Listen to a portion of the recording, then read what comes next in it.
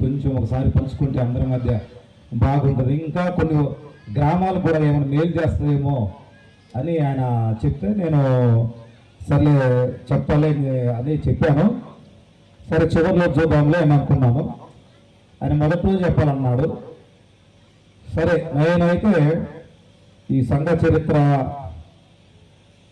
Start అయినప్పుడు church మొదలైనప్పుడు నేను కూడా పుట్టలేదు. నాకు నిన్న మొన్న మన పిచ్చి బావ అక్కుల గారు ఆయన చెప్పిన దాన్ని బట్టి ఆయన 1970లో జూన్ నెలలో నేను వివాహం చేసుకున్నానయా. ఆ టైంలో మన చర్చికి ఇక్కడ ఫౌండేషన్ వేసినారు మా పెద్దలు, గ్రామం పెద్దలు చెప్పడం జరిగింది. నాకు ఆ విషయం తెలియదు. ఆ బావ చెబితే నేను విన్నాను.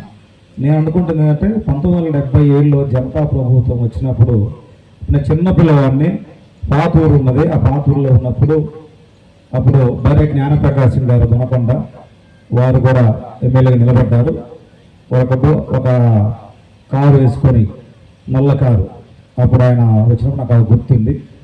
అప్పుడు మా పెద్దలు చెబితే నేను తెలుసుకునేదంటే అప్పట్లో జనతాదళ ప్రభుత్వం వారు 2,500 రూపాయలు చర్చి కట్టుకోవడానికి, నిర్మాణం చేసుకోవడానికి ఈ గ్రామానికి ఇచ్చినారు అని ఓట్లు వేయమని చెప్పారు.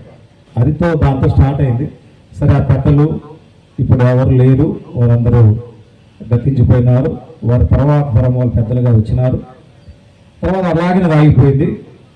తర్వాత ఇక మధ్యలో నాకు ఇంకా కొంచెం జ్ఞాపకం తర్వాత టీచర్ ఆశీర్వాదం పంతులు గారు, తర్వాత అచ్చయ్య పంతులు గారు, మోసే పంతులు గారు, యాకో పంతులు, తర్వాత నూనె ప్రేమన్నమన్న, తర్వాత వీళ్ళు కూడా అక్కడ బడికొట్టంలో మేము ప్రార్థన పెట్టుకుని మేము చిన్నపిల్లలు వెళ్తున్నప్పుడు వారు నాకు గుర్తున్నప్పుడు వాళ్ళు వచ్చి అక్కడ పై నుంచి అక్కడ పిచ్చి చెట్లు ఉండేవి, ఆ పై భాగం నుంచి ఆ దొడ్లో నుంచి వచ్చి అందరూ పాటలు పాడుకుంటూ వచ్చి ఇక్కడ చంద ఫౌండేషన్ నాకు అది బాగా గుర్తుంది.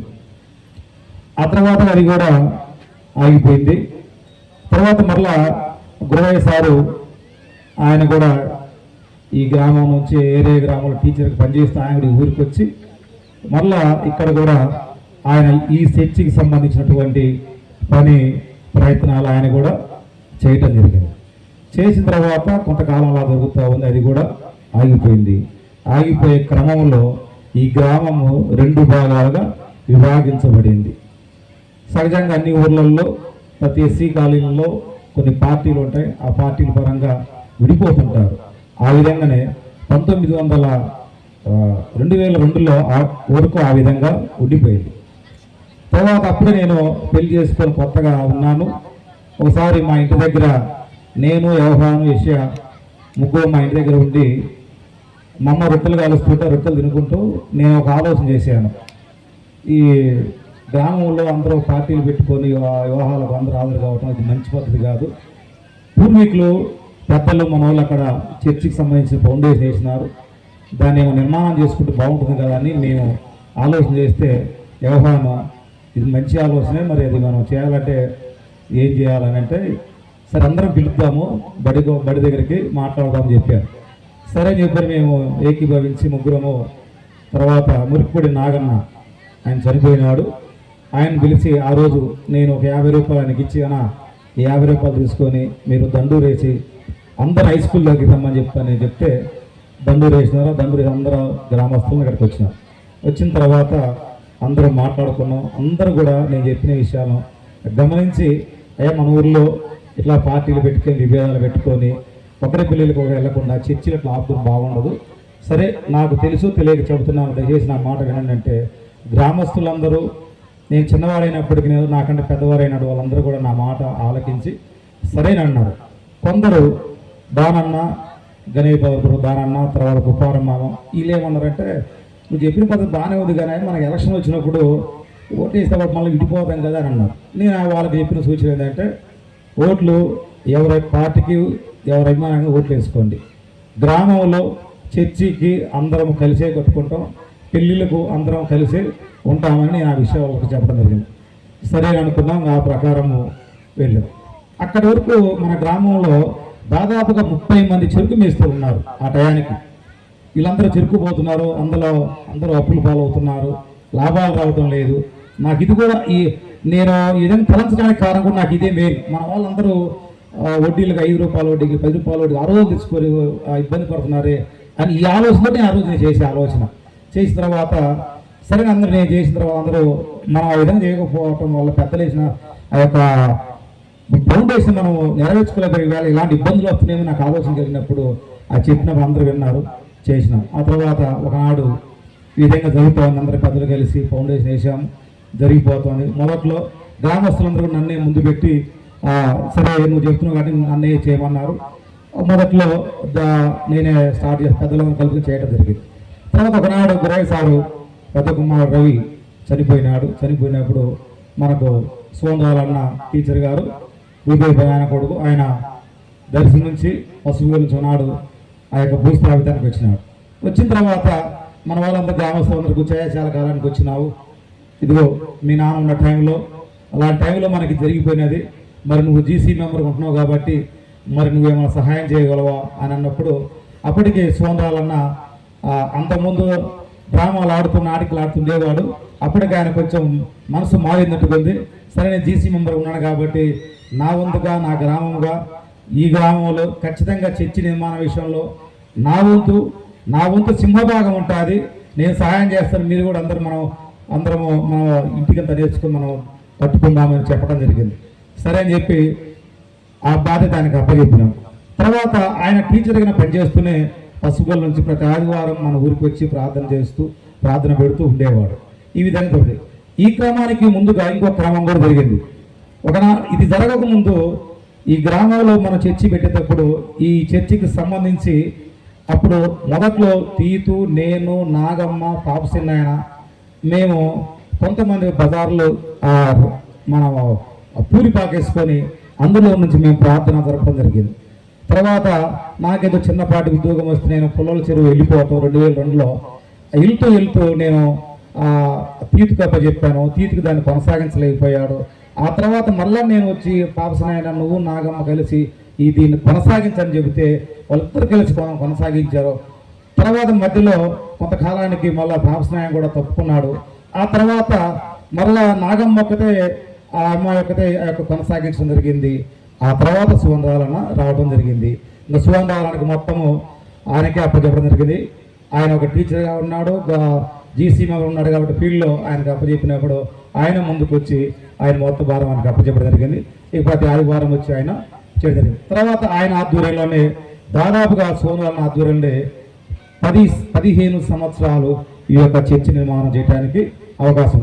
అప్పుడప్పుడు మొదటిసారి 100 రూపాయలు, తర్వాత 500, తర్వాత 1000 రూపాయలు చెరుకు మేస్త్రులు అయితే మొదట్లో వారికి తోచినంత వాళ్ళు ఇవ్వటం జరిగింది.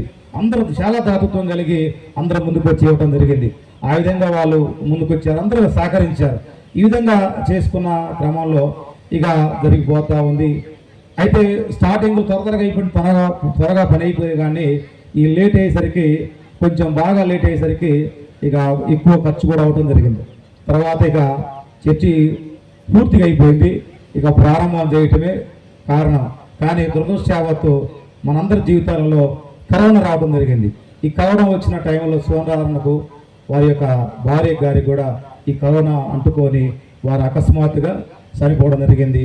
చర్చి నిర్మాణం పూర్తయింది కానీ ఆయన ద్వారా అది చేయించలేక మనము పోయాం. సరే ఇలా జరుగుతున్నప్పుడు ఆ సోమవారానికి చేదోడు వాదోడుగా ఆనాడు ఉన్నటువంటి గురన్న ఆయన ఎప్పుడు ఆ సోమవారాలకు ఎప్పుడు ఫోన్ చేసినా ఆయన ఎప్పుడన్నా రాలేకపోతే ఆ గురన్న చెబుతుండేవాడు, గురన్న వచ్చి ప్రార్థన జరిగిస్తుండేవాడు. ఆ తర్వాత ఇక ఆయనే చూస్తుండేవాడు. 5వ క్రమంలో అకస్మాత్తుగా చనిపోయినప్పుడు ఆ బాధ్యత అంతా కూడా గురన్న మీద పడింది.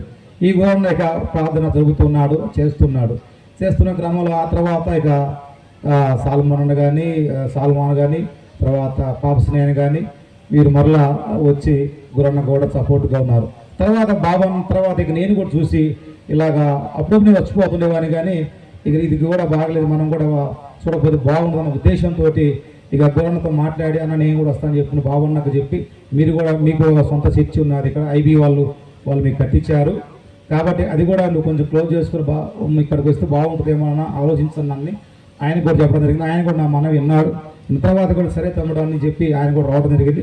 అందరం కలిసి పోయిన సంవత్సరం మనం ఆ విధంగా మనం చర్చి నిర్మాణము చేసుకోవడం జరిగింది. అది క్రమంలో మనము సోమవారానికి సంబంధించి పోయినసారి మనము ఈ సభ జరగడానికి పెద్దలందరితో మాట్లాడినప్పుడు ఒక స్టాచ్యూ, ఒక శిలాఫలకం మనం వేయాలని నేను పెద్దలందరితో పంచుకున్నప్పుడు వీరందరూ కలిసి రావాలి, నేను నా మధ్యలో ఉన్న విషయాలు నేను చెప్తాను, ఎవరెవరైతే ఇందులో పాల్గొన్నారో అందరి పేర్లు కూడా అందులో మనము పేర్లు వేసి ఆ శిలాఫలకం వేపిద్దామన్నప్పుడు చాలామంది పెద్దలు అందరూ మౌనంగా ఉన్నారు, ఏం మాట్లాడలేదు. మిగతా చాలామంది ఎవరు కూడా ఏం మాట్లాడలేదు.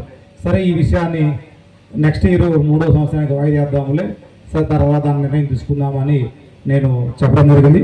ఈ చర్చ నిర్మాణంలో పూర్తి స్థాయి సోమరాజన్న 90% ఆయన భాగం ఉంది.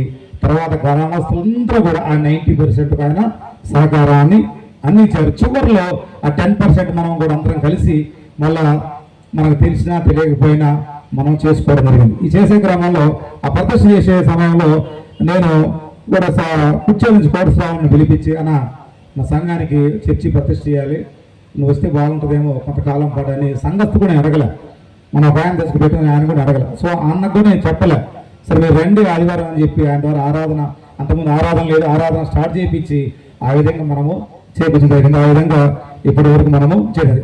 ఇంతకు ఒక ఆయన మనం మర్చిపోయినాం. ఇంకా మిలిటరీ ఆయన ఆనంద్ అంటారు, ఆయన కూడా ఈ విషయంలో చర్చి కట్టాలి చాలా తాపత్రయపడ్డాడు. ఆయన కూడా ప్రతి ఆదివారం సోమవారం ఉన్నప్పుడు వచ్చి కూర్చొని అవి చేస్తుండేవాడు. ఇక ఈయన మాత్రమే కాకుండా మనకు ఇంకొక ఆనందం కూడా ఉన్నాడు, కొనగాడు ఉద్యోగం చేస్తాడు. ఆయన కూడా పాపం అప్పట్లో సందాలు వసూలు చేయడానికి పాస్బుక్లు కొట్టించి కూడా వాళ్ళు కూడా కొంత పని చేశారు. ఆ విధంగా సాల్మాన్ అన్న వీళ్ళందరూ చేశారు. వీళ్ళందరూ సహకరించారు. గ్రామస్తులందరూ ఎవరి స్థాయికి తగ్గట్టుగా వాళ్ళు చేశారు. అంత మాత్రమే కాకుండా దూర ప్రాంతంలో మన గ్రామస్తులు వాళ్ళు ఎక్కడున్నా కూడా వాళ్ళు కూడా మన గ్రామంలో అందరికీ చర్చి కడుతున్నారని చెప్పి వారికి తోచిన సహాయాన్ని కూడా వారు తీసుకొని వచ్చి ఇక్కడ ఇచ్చారు. వాళ్ళు డబ్బు రూపంలో ఇచ్చారు, వస్తు రూపంలో ఇచ్చారు. ఆ విధంగా ఇవ్వడం జరిగింది. వారందరికీ ప్రభు పేరట అందరూ సహకరించిన వాళ్ళందరికీ ధన్యవాదాలు నేను చెబుతున్నాను. కాబట్టి ప్రేమైనటువంటి దేవుని సంగమా, ఈ విషయాలు మన అందరము పంచుకున్నాం. దయచేసి 8 మంది పెద్దలు నేను చెప్పినటువంటి ఆలోచన ముందు నాటికి అయినా సరే మన ఈ యొక్క విషయాలు, ఎందుకంటే మేలు చేసిన వారిని మనము మర్చిపోకూడదు, వారికి కృతజ్ఞత రూపంగా మనము ఉండాలి. హెబ్రీ పత్రికలో మాట ఉంది, మీ పైన పెద్దలుగా ఉండి మీకు వాక్య బోధన చేసి నడిపించిన వారిని, వారి ఆత్మఫలాన్ని, వారి బోధనని అనుసరించి, వారి విశ్వాసాన్ని అనుసరించి నడవండి అని హెబ్రీ పత్రికలో మాట రాయబడింది.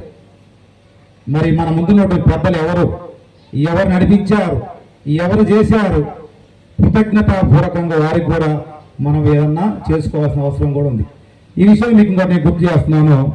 సోమవారం చనిపోయిన తర్వాత నేను మీకు విషయం సంఘస్థులతో చెప్పలేదు, కానీ ఒకనాడు యెహోవాతో కూడా పంచుకున్నాను. యెహోవా సోమవారాన్ని ఎప్పుడు చనిపోయినాడు ఆ డేట్ కనుక్కో, వీలైతే మన గ్రామంలో రోజు ఆ యొక్క జ్ఞాపకార్థ దినాన్ని మనం ఏర్పాటు చేసి మన అందరికి భోజనాలు పెడదామని యెహోవా ఒకసారి అన్నా.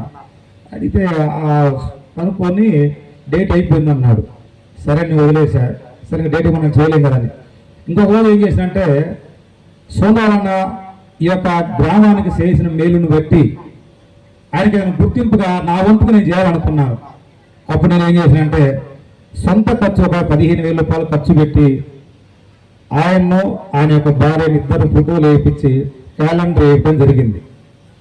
సంఘం డబ్బులు కాదు, నా సొంత డబ్బులతో నేను ఆయన కృతజ్ఞతగా నేను ఉండాలని అనుకొని చేసిన తర్వాత క్రిస్మస్ రోజు, జనవరి పండుగ రోజు తీసుకొని వచ్చి చర్చిలో మనం పాకాలు అందరూ చాలామంది తీసుకోలేదు, కొంతమంది తీసుకున్నారు. తర్వాత ఇక్కడ ఆ తీసుకునే విషయంలో అంటే మనం అందరము ఈ విషయం నేను కొంచెం మీకు చెప్పాలనుకున్నాను.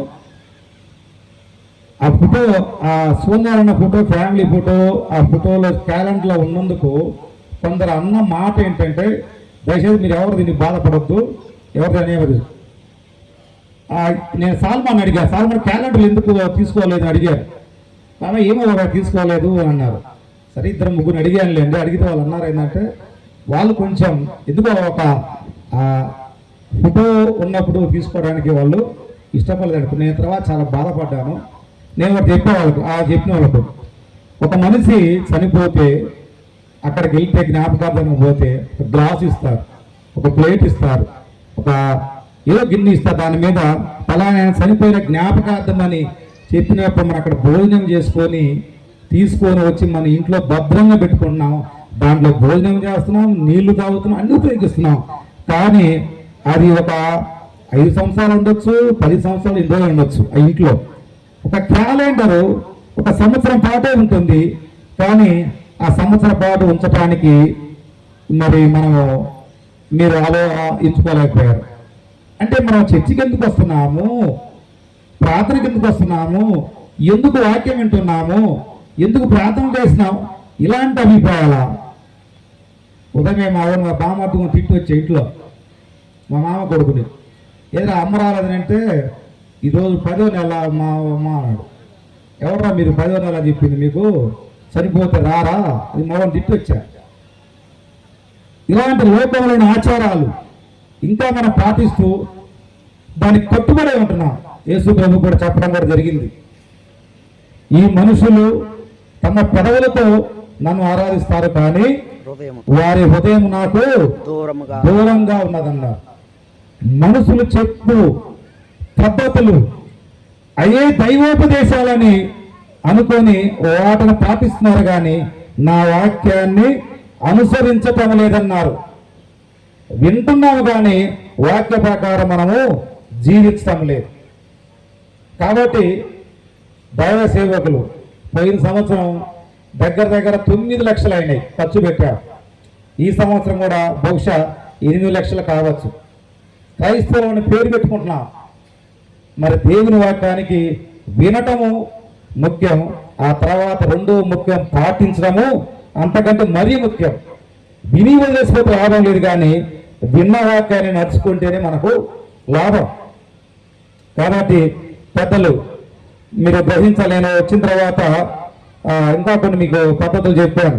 చనిపోయినప్పుడు రేవు పోవటము, తర్వాత గాజుపు తీసేయటము, ఆమె చనిపోయినప్పుడు భర్త చనిపోతే చనిపోయినటువంటి ఆ యొక్క భర్త స్థానం భర్త చనిపోయిన ఇంట్లో ఉన్నటువంటి పిల్లలు, మనవళ్ళు, భార్య ఆమెను ఏం చేస్తారంటే ఆమెకు పూలు పెట్టి ఒక పెళ్లి కూతురు మాదిరిగా తయారు చేసి బజారును తీసుకొని పోతుంటే ఇంట్లో ఉన్నటువంటి బంధువులు, మనవాళ్ళు ఎంత దుఃఖపడుతున్నారండి.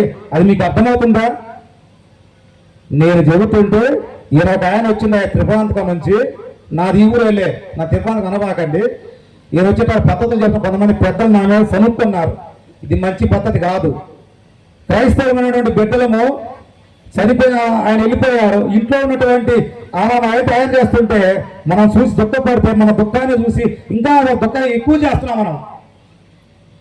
దయచేసి క్రైస్తవమైనటువంటి బిడ్డలు అప్పుడు కొంతమంది నా మాట వినేటువంటి వ్యక్తులు ఉన్నారు కనుక వాళ్ళు నా మాట ప్రకారమైన కొంతమంది వాళ్ళ ఇంటి దగ్గరనే వాళ్లకు స్నానం చేపించి బట్టలు కట్టించి అక్కడే ప్రార్థన పెట్టించి చేపించడం జరిగింది.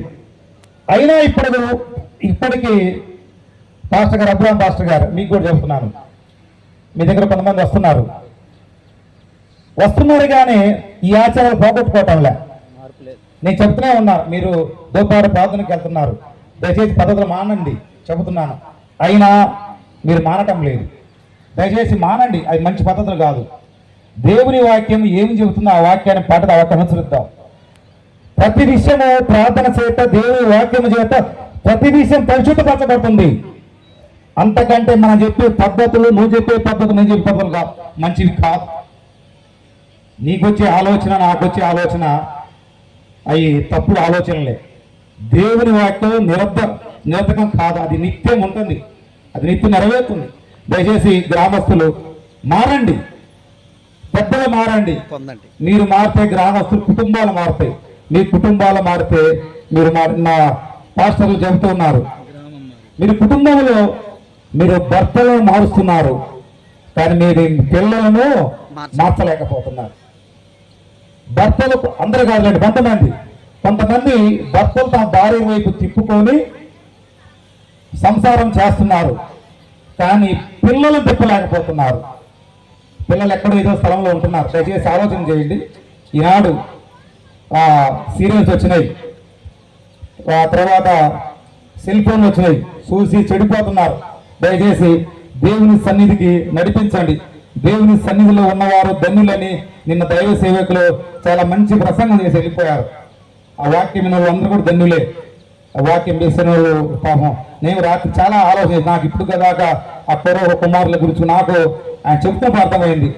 పూర్వ కుమారులు చెడ్డవారే, కానీ పూర్వ కుమారులు వారు చెప్పినటువంటి వాక్యాలు, వాళ్ళు చెప్పిన కీర్తనలు, ఆ యొక్క కీర్తన గ్రంథంలో 12 కీర్తనలు ఉన్నాయి.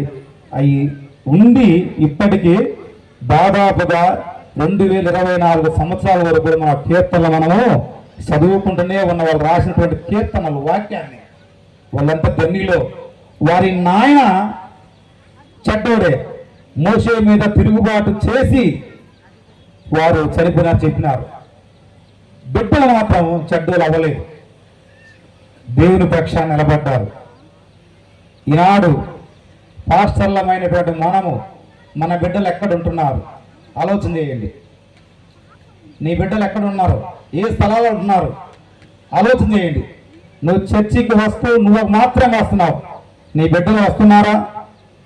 ఏ స్థలాల్లో ఉన్నారో ఆలోచన చేయండి. దయచేసి మారండి. నేను ఇవన్నీ చూస్తున్నప్పుడు దైవ కుటుంబంలో కొంతమంది పాస్టర్లు ఉన్నారు, పిల్లలు రాలేకపోయారు. అందరూ చాలా మంది పిల్లలు దేవుని సన్నిధిలో నడిపిస్తున్నటువంటి పాస్టర్లు ఉన్నారు. వాళ్ళందరూ గురించి అంటాం లేదు. దయచేసి మారుదాం, మనసు మార్చుకుందాం. ఈ యొక్క అవకాశం ఇచ్చినటువంటి అధ్యక్షుల వారికి ప్రభు పేరిట మనం చేసి నా మాటలు ముగిస్తుంది. Thank you.